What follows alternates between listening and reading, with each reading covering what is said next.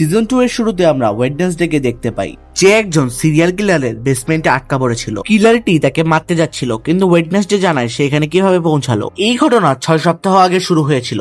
Wednesday গুডের বই থেকে তার ক্ষমতা নিয়ন্ত্রণ করা শিখেছিল। তার ছোটবেলা থেকে একটি স্বপ্ন ছিল, স্ক্যালপার নামের একজন খুনিকে খুঁজে বের করা, যে ছোট ছোট মেয়েদের খুঁজে মারতো। একবার তার শিকারের পর সে ক্রাইম স্পটে একটি মেয়ের পুতুল ফেলে গিয়েছিল, যা থিঙ্ক পুলিশ স্টেশন থেকে চুরি করেছিল।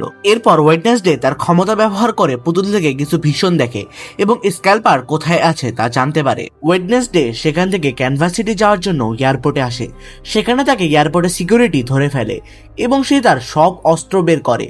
অফিসাররা অবাক হয়ে যায় এবং থিঙ্কেও দেখতে পায়। ওয়েডনেসডে বলে এটি একটি ড্যামি হ্যান্ড, যা মেকআপের জন্য ব্যবহার করা হয়। এরপর ওয়েডনেসডে রেগে থিঙ্কে নিয়ে সেখান থেকে বেরিয়ে আসে। ওয়েডনেসডে স্ক্যালপারকে তার বাড়িতে খুঁজে বের করে এবং জিজ্ঞাসা করে, তুমি কি অনলাইনে খুনের জন্য চুক্তি নাও? যখন